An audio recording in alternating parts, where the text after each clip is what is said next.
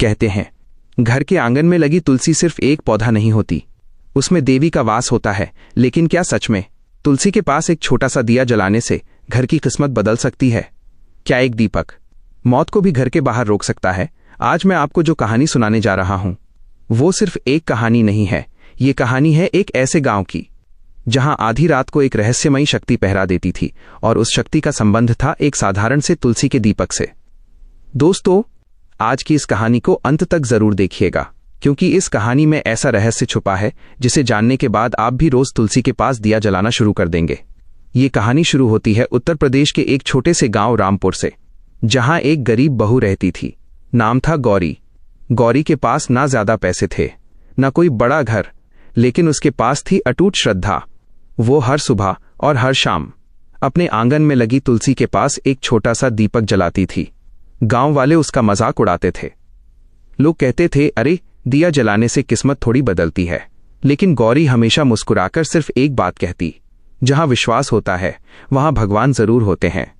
लेकिन एक रात कुछ ऐसा हुआ जिसने पूरे गांव की जिंदगी बदल दी। उस रात आधी रात के समय गौरी के दरवाजे पर किसी ने दस्तक दी। ठक ठक ठक।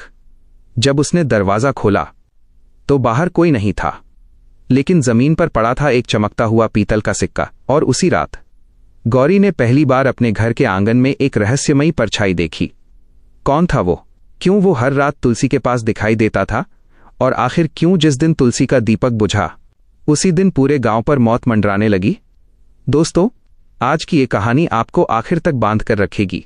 इस कहानी में आपको मिलेगा भक्ति, रहस्य, सस्पेंस, डर और भगवान के चमत्कार का ऐसा सच जिसे सुनकर आपके रोंगटे खड़े हो जाएंगे। तो लाइट बंद कर दीजिए, हेडफोन लगा लीजिए और तैयार हो जाइए एक ऐसी रहस्यमयी यात्रा के लिए जहां एक छोटा सा दीपक पूरे गांव की किस्मत बदल देता है। तो चलिए शुरू करते हैं तुलसी के पास एक दिया जलाने की रहस्यमयी कहानी। गांव का नाम था रामपुर। छोटा सा गांव, चारों तरफ खेत, कच्ची गलियां और पुराने घर। उस गांव में एक गरीब लड़की रहती थी, गौरी। गौरी की शादी हुए अभी सिर्फ 2 साल ही हुए थे। उसका पति मोहन शहर में मजदूरी करता था। घर में बूढ़ी सास थी और एक छोटा सा आंगन जिसमें एक पुराना तुलसी का पौधा लगा था। गौरी रोज सुबह उठकर तुलसी को पानी देती, दीपक जलाती और हाथ जोड़कर भगवान से बस एक ही प्रार्थना करती, हे ठाकुर जी, मेरे पति को हमेशा सुरक्षित रखना। लेकिन गांव वाले उसका मजाक उड़ाते थे। एक दिन पड़ोसन कमला हंसते हुए बोली, अरे गौरी, ये रोज रोज तुलसी के पास दिया जलाने से क्या होगा? गरीबी ऐसे थोड़ी दूर होती है। गौरी मुस्कुरा देती। उसे अपनी दादी की एक बात याद थी, जिस घर में तुलसी के पास रोज दीपक जलता है वहां भगवान खुद पहरा देते हैं। उस रात बहुत तेज बारिश हुई। आसमान में बिजली चमक रही थी। पूरा गांव अंधेरे में डूबा हुआ था। गौरी ने फिर भी भीगते हुए तुलसी के पास दिया जलाया। सास ने कहा, बहू, इतनी बारिश में रहने दे आज। लेकिन गौरी बोली, मां जी, अगर एक दिन भी दिया बुझ गया तो मन अशांत हो जाता है। उसने कांपते हाथों से दीपक जलाया। जैसे ही दिया जला, अचानक तेज हवा बंद हो गई। गौरी को लगा जैसे किसी ने उसके पीछे खड़े होकर धीरे से कहा, डर मत, मैं आ गया हूं। वो तुरंत पीछे मुड़ी, लेकिन वहां कोई नहीं था। उस रात गौरी को नींद नहीं आई। आधी रात को अचानक दरवाजे पर जोर जोर से दस्तक हुई। ठक ठक ठक। सास डर गई। इतनी रात को कौन होगा? मोहन तो शहर गया हुआ था। गौरी ने डरते हुए दरवाजा खोला, लेकिन बाहर कोई नहीं था। सिर्फ जमीन पर पड़ा था एक छोटा सा पीतल का सिक्का। उस पर भगवान कृष्ण की आकृति बनी थी। गौरी ने सिक्का उठाया और अंदर आ गई। अगली सुबह गांव में खबर फैल गई कि गांव के बाहर रहने वाले बूढ़े बाबा का निधन हो गया। लोग कह रहे थे, मरने से पहले बाबा बार बार एक ही बात बोल रहे थे, तुलसी के दीपक वाली बहू को बुलाओ। गौरी हैरान थी। वो बाबा को जानती तक नहीं थी।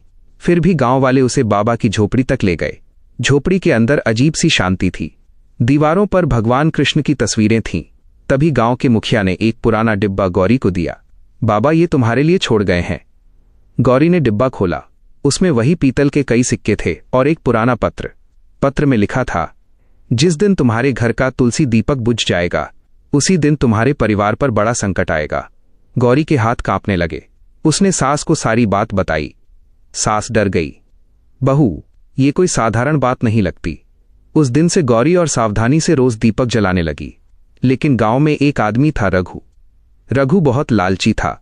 उसे लगा कि बाबा ने जरूर कोई खजाने का राज गौरी को बताया होगा। एक रात वो चुपके से गौरी के घर के बाहर छिप गया। वो देखना चाहता था कि आखिर हर रात क्या होता है। रात के ठीक 12 बजे गौरी तुलसी के पास दीपक जलाकर अंदर चली गई। तभी रघु ने देखा दीपक की लौ अचानक बहुत तेज चमकने लगी और कुछ सेकंड के लिए उसे लगा जैसे तुलसी के पास कोई सफेद कपड़ों वाला आदमी खड़ा है। रघु डर गया, लेकिन लालच अभी भी खत्म नहीं हुआ था।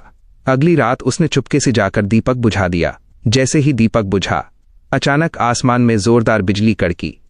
पूरा गांव कांप उठा और उसी समय रघु जोर जोर से चीखने लगा, बचाओ बचाओ। लोग दौड़कर आए।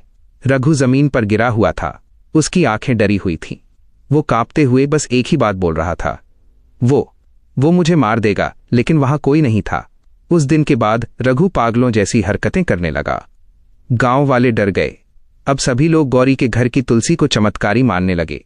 लेकिन असली रहस्य अभी बाकी था। एक दिन मोहन शहर से वापस आया।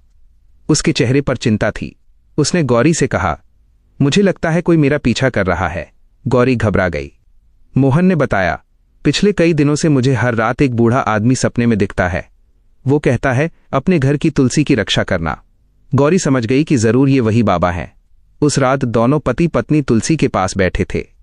दीपक जल रहा था। तभी अचानक दीपक की लौ नीली हो गई। हवा में चंदन की खुशबू फैल गई और धीरे धीरे एक आवाज सुनाई दी, तुम्हारे घर पर संकट आने वाला है। मोहन और गौरी डर गए। आवाज फिर आई, कल सूरज डूबने से पहले गांव छोड़ दो। सुबह होते ही दोनों ने गांव वालों को सब बताया, लेकिन किसी ने विश्वास नहीं किया। मुखिया हंसते हुए बोला, तुम लोग डर फैलाना चाहते हो। लेकिन उसी शाम गांव के पास वाली नदी का बांध टूट गया। तेज पानी गांव की तरफ आने लगा। लोग चीखने लगे। चारों तरफ अफरा तफरी मच गई। लेकिन हैरानी की बात यह थी, पूरा गांव पानी में डूब गया। सिर्फ गौरी का घर सुरक्षित था और उसके आंगन में रखा तुलसी का दीपक अभी भी जल रहा था। लोग हैरान थे। सबको अब यकीन हो चुका था कि ये कोई साधारण दीपक नहीं। बाढ़ खत्म होने के बाद गांव वाले गौरी के घर आए। सबने हाथ जोड़कर माफी मांगी। कमला रोते हुए बोली, बहन, हमने तुम्हारा मजाक उड़ाया, हमें माफ कर दो। गौरी मुस्कुरा दी। लेकिन कहानी यहीं खत्म नहीं हुई। उस रात गौरी को फिर वही आवाज सुनाई दी, अभी एक आखिरी परीक्षा बाकी है। गौरी डर गई। अचानक उसका छोटा बेटा तेज बुखार में तड़पने लगा। डॉक्टर ने कहा, अगर सुबह तक बुखार नहीं उतरा तो जान को खतरा हो सकता है। गौरी पूरी रात तुलसी के पास बैठकर रोती रही। उसने भगवान कृष्ण से प्रार्थना की, मेरी जान ले लो, लेकिन मेरे बच्चे को बचा लो। रात के करीब 3 बजे अचानक दीपक की लौ बहुत तेज हो गई और गौरी ने साफ देखा, तुलसी के पास सफेद कपड़ों में वही बूढ़े बाबा खड़े थे। बाबा मुस्कुराए। उन्होंने कहा, जिस घर में सच्चे मन से तुलसी का दीपक जलता है वहां भगवान खुद रक्षा करते हैं। इतना कहकर बाबा गायब हो गए। सुबह होते ही बच्चे का बुखार पूरी तरह उतर चुका था। डॉक्टर भी हैरान था। धीरे धीरे गौरी के घर की गरीबी भी दूर होने लगी। मोहन को अच्छी नौकरी मिल गई। घर में खुशियां लौट आईं। लेकिन गौरी ने कभी तुलसी के पास दिया जलाना नहीं छोड़ा। आज भी रामपुर गांव के लोग कहते हैं, जिस रात गौरी के घर का दीपक जलता है पूरा गांव सुरक्षित रहता है। और कई लोगों ने दावा किया कि आधी रात को उस घर के पास एक सफेद कपड़ों वाला बूढ़ा आदमी पहरा देता दिखाई देता है। कुछ लोग उसे भगवान का दूत मानते हैं तो कुछ लोग कहते हैं वो खुद श्री कृष्ण का रूप है। और तभी से रामपुर गांव में हर घर के आंगन में तुलसी के पास दीपक जलाया जाने लगा, क्योंकि लोग मानते हैं तुलसी के पास जलाया गया एक छोटा सा दीपक अंधेरे में भी भगवान की रोशनी बन जाता है। दोस्तों, अगर आपको भी लगता है कि सच्ची श्रद्धा इंसान की जिंदगी बदल सकती है तो इस वीडियो को जरूर लाइक कीजिए। और अगर आप ऐसी ही रहस्यमयी, भक्ति और सस्पेंस से भरी कहानियां सुनना पसंद करते हैं तो अभी हमारे चैनल को सब्सक्राइब कर लीजिए, क्योंकि यहाँ हर कहानी के पीछे छुपा होता है एक ऐसा रहस्य जो सीधे दिल को छू जाता है। और हाँ, कमेंट में जरूर लिखिए जय तुलसी माता, ताकि आपके घर में भी हमेशा सुख, शांति और भगवान की कृपा बनी रहे। मिलते हैं अगली रहस्यमयी कहानी में। तब तक के लिए जय श्री कृष्ण।